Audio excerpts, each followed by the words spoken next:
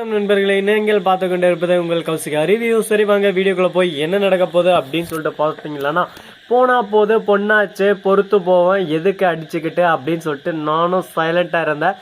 தேவையில்லாம என்ன வாய்ஸ் அவடல என் பொண்ணை நீ தூக்கின்னு போயிருவேன், நீ தூக்கின்னு போய் வளர்த்துருவேன். என் பொண்ணை நான் ஒழுங்கா வளர்த்துக்கல, நீ குறை சொல்ற. அதுவும் போலீஸ் ஸ்டேஷன் போவேன், கோர்ட்டு போவேன்.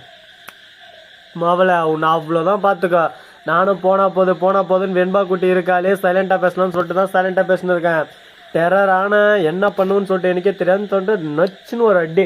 அப்படியே சும்மா நிஷா ஒரு பக்கம் கண்ணுத்தை பிடிச்சின்னு ஈன்னு முறைக்கிறா ஒரு பக்கம். நான் சும்மா விட மாட்டேன்டா, டே விஜய சும்மா விட மாட்டேன் அப்படின்னு சொல்லிட்டு டென்ஷன்ல இருக்காப்ல. தம்பே நீ என்ன வேணா பண்ணுப்பா, அதை பற்றி எனக்கு கவலை இல்லைப்பா.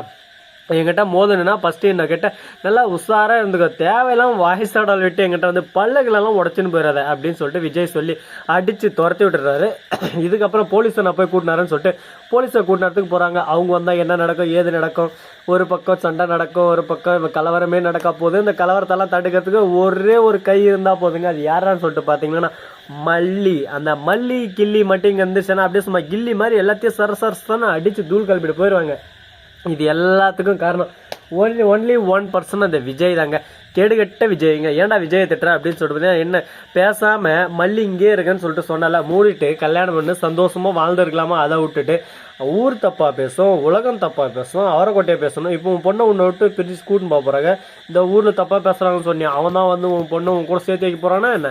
எதுவுமே புரிஞ்சுக்காம முட்டாள்தனமா இருக்கிறது இதுதாங்க. இது ஒண்ணுதான் நம்ம விஷயத்துல முட்டாள் பண்ணிடுறோமே. சரி இப்படியெல்லாம் ஒரு பக்கம் நடந்துன்னு இருக்க, மறுபக்கம் என்ன நடக்குன்னு சொல்லிட்டு பாத்தீங்கன்னா அப்படியே சும்மா வேற லெவல் கிளைமேட். ஒரு பக்கம் அப்படியே குளிருது, ஒரு பக்கம் அட்டுடா என்னடா குளிருதுன்ற மாதிரி தான் குளிர்ற ஒரு பக்கம் தாங்க முடியல. சரி இப்படியெல்லாம் ஒரு பக்கம் நடந்திருந்தாலும் பிரச்சனை இல்லை, எவ்வளவோ பார்த்தாச்சு. இதெல்லாம் ஒரு பிரச்சனையாடா, அடிச்சு தூள் கழிப்பிட்டு தும்சம் மட்டும் போயினே இருக்கணும் அப்படின்னு சொல்லிட்டு ஒரு எண்ணமும் வருது. என்னங்க பண்றது, என்ன வரனா மட்டும் என்ன பண்ண முடியும் சொல்லுங்க பார்க்கலாம். எல்லாமே வாழ்வே மாயம், இந்த வாழ்வே மாயம் அப்படின்ற கான்செப்ட்ல தான் போயின்னு இருக்கு. சரி ஓகே கைஸ், இந்த கான்செப்டை பேசி உங்களை குழப்பரும்ல. சரி இப்படியெல்லாம் ஒரு பக்கம் நடந்துன்னு இருக்கு. சரி இதெல்லாம் ஒரு பக்கம் நடக்கட்டும்னு சொல்லிட்டு விட்டாலும் அதே சமயத்தில் கரெக்டாக நம்ம விஜய் இருக்கார்ல, அவர் வந்து நம்ம மல்லியை தேடி போறாரு. போய் மல்லி அப்படின்னா கூட்டின்னு வந்து மீண்டும் நம்ம வாழ்க்கையில் இணைஞ்சு இருக்கலாமா அப்படின்னு சொல்லிட்டு பார்த்தீங்கன்னா இப்போ ஒரு நம்மக்கிட்ட டீ கப் ஒன்று இருக்கு.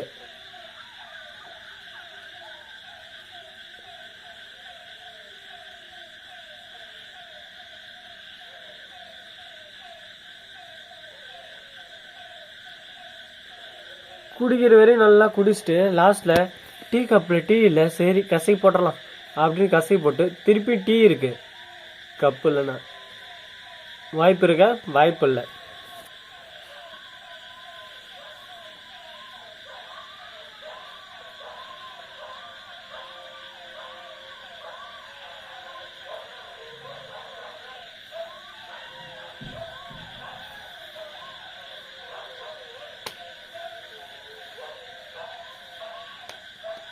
கிளம்பிட்டாயா நாமளும் கிளம்பிட வேணும். ஸோ நண்பர்கள் இந்த வீடியோ உங்களுக்கு பிடிச்சிருந்தா லைக் பண்ணுங்க, கமெண்ட் பண்ணுங்க, ஷேர் பண்ணுங்க, டிண்டிங் பெல்லை தட்டி விட்டு போங்க. அப்போதான் நான் போகிற அடுத்தடுத்த வீடியோ உடனுக்குடன் வரும். தேங்க்யூ.